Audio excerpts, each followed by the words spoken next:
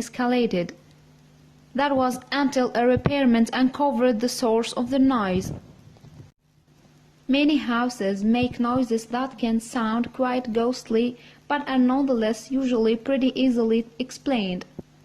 A creaking door, for example, is a sound effect often used in horror movies to build tension among the audience. However, in the average home, it's likely to be nothing more than an indication that a hinge needs some oil. Similarly, creaking floorboards can sound as ominous as a squeaky door hinge, but it's just as easily explained as the friction created when different components of the flooring rub against each other. And although there is a little work involved in fixing it, it tends to be a problem easily solved. However, other noises may not be easily identifiable. A mysterious knocking in the attic, for example, that seems to come out of the blue.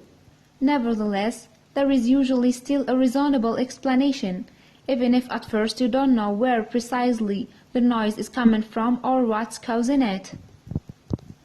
For instance, that creaking coming from way up in the rafters is highly unlikely to be a disgruntled spirit haunting your attic. In fact, it's not even concerning enough to call in a DIY expert, never mind have a priest bless your house. For instance, if colder months are approaching, you may have turned your heating on for the first time since before the summer. It's basic science to know that materials expand in the heat and contract when it's cold. Therefore, the heating ducts will clang and clatter with the change in temperature.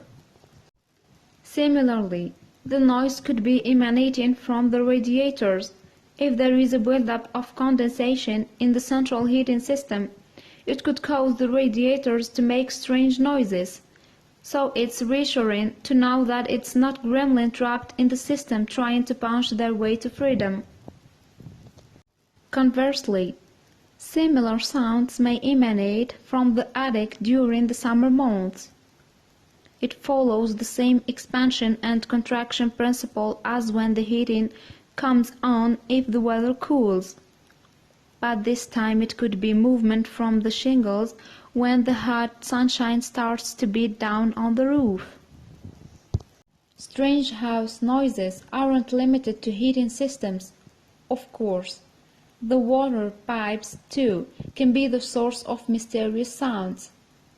If you can hear something resembling hammering coming from the walls, for example, it could be that the water pipes are experiencing a build-up in air pressure, rather than a poltergeist. If you hear a bubbling and popping noise when all else is quiet in the house, it's possible that the noise may be coming from the water heater. When sediment accumulates in the tank, it will eventually sink to the bottom. As the water increases in temperature, the sediment will move and release dropped air. Moreover, ghostly noises such as whistling could be coming from the air conditioning system. If a filter needs cleaning, for example, air might struggle to flow through the ducts. The unit tries to access the air it needs by working extra hard near the filter, creating unusual noises. Jerry and Sylvia Lynn's mysterious house noise, however, was none of these things. Indeed, it was unlike any other sound to be heard in an unassuming family home, and it's one that startled visitors when they stopped by in the evening. The mystery noise occurred at around the same time every night and had done so since 2004. The sound emanated from the walls, and it was a noise the couple eventually lived with for more than a decade. "It doesn't bother us," Jerry explained to CNN in June 2017. "It's kind of cute." Though Jerry and Sylvia may find the noise cute, 13 years is a long time for anyone to live with such an unusual sound. And if you think 2004 doesn't seem like very long ago, Let's give a bit of perspective to how life has changed in the intervening years. Back in 2004, George W. Bush won his second term as president. Since then, the U.S. has had 2 terms with Barack Obama in office and 3 years of Donald Trump's tenure. The country is, of course, deep into campaigning for the 2020 presidential elections. Indeed, now President Donald Trump was little more than a businessman in 2004. That year, he became the host of The Apprentice, a reality TV show in which contestants vied for a placement at one of the host's companies. It would eventually run for 15 seasons. It's hard to remember how we stayed in touch with family and friends before Facebook. Indeed, today more than 2 billion people all across the world reportedly have a Facebook profile. And the company was initially founded in 2004, although at first it only served a localized network of users before opening up to public use in 2006. Among the subjects that dominated the news in 2004 was the ongoing war in Iraq, a year into the conflict which would last nearly a decade. There were regular reports of attacks on the U.S. military. Power in the country was eventually handed to an interim government, while former ruler Saddam Hussein stood trial for war crimes. In lighter news, Athens, Greece hosted the 2004 Olympic Games, the 28th edition of the event. It was the first time the city had hosted the competition since its inception in 1896, with Athens being the tournament's birthplace. 4 billion people are believed to have tuned in for the symbolic lighting of the flame. Back in the US, the biggest sporting event of the year, the Super Bowl, was fought between the New England Patriots and the Carolina Panthers. But it was Justin Timberlake's halftime performance that caused the biggest stir when he indecently exposed guest performer Janet Jackson. The incident was later described as a wardrobe malfunction. The famous halftime show incident in 2004 shocked the nation, and with an estimated viewership of almost 150 million, no doubt some of those watching were resident in the township of Ross, Pennsylvania. Perhaps the show's controversy echoed around the small town north of Pittsburgh, much as Jerry and Lynn's was echoed for 13 years. We've established how long 13 years is, then.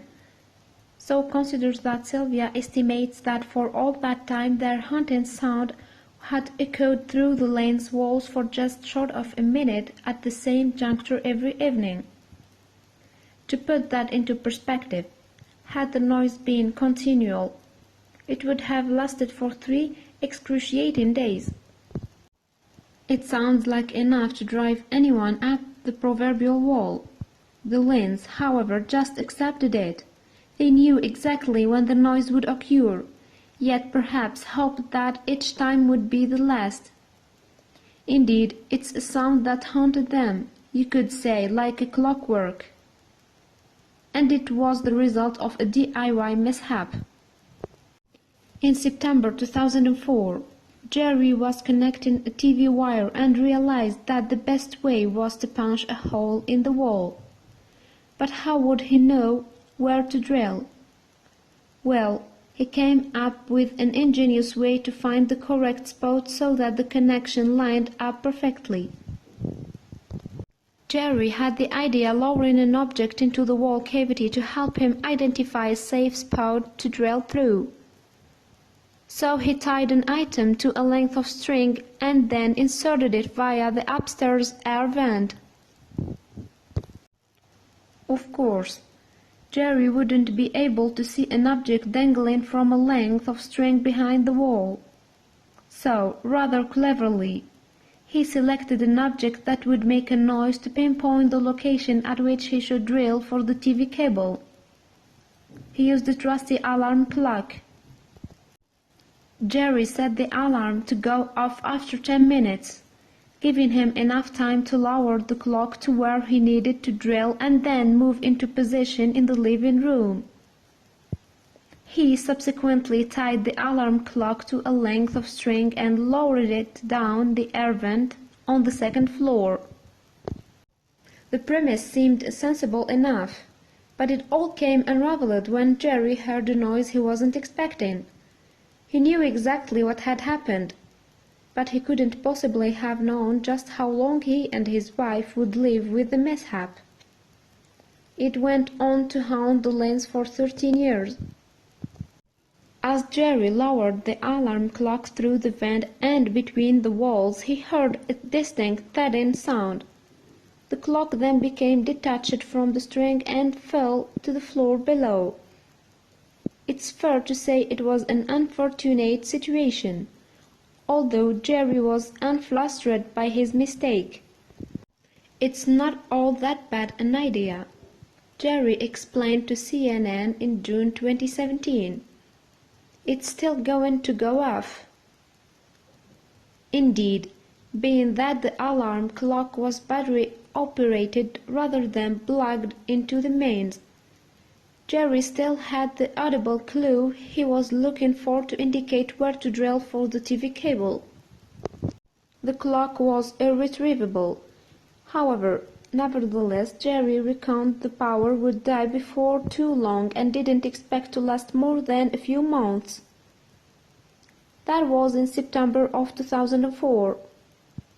He told KDKA in June 2017, but 13 years later, the battery was still going strong.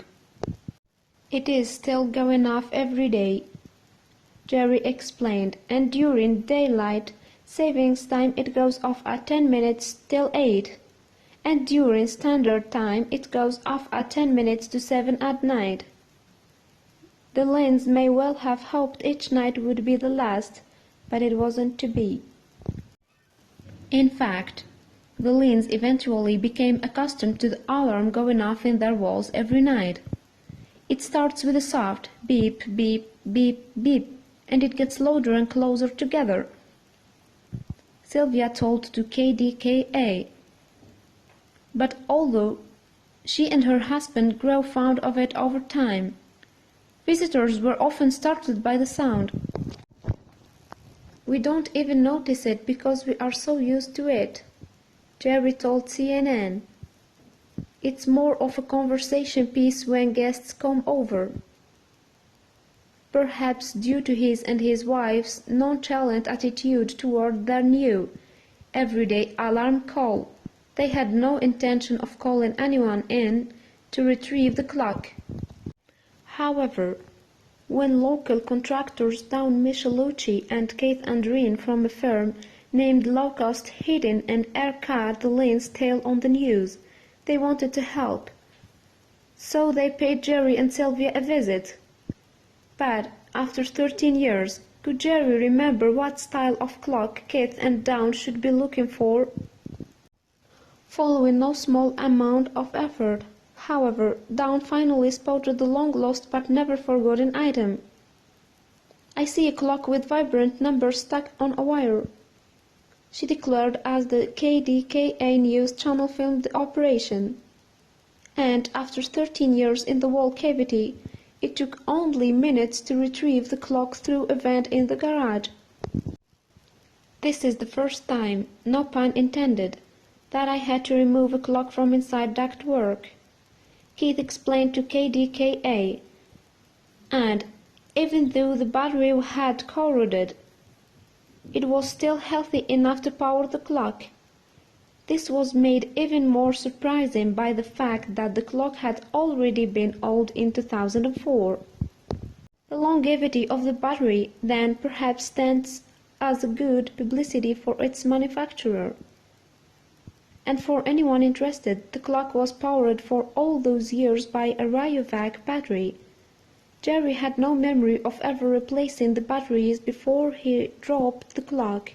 However, his recollection of what the clock looked like turned out to be pretty accurate. It is a travel alarm. I was right on that. Jerry told KDKA. And it is digital. I was right on that. It's just the style I was wrong on. Perhaps the daily alarm had served as a haunting reminder of the clock, a vision forever etched into Jerry's mind's eye. Nevertheless, with the daily ringing finally eliminated, Jerry Lynn looked back on his DIY plan with pride.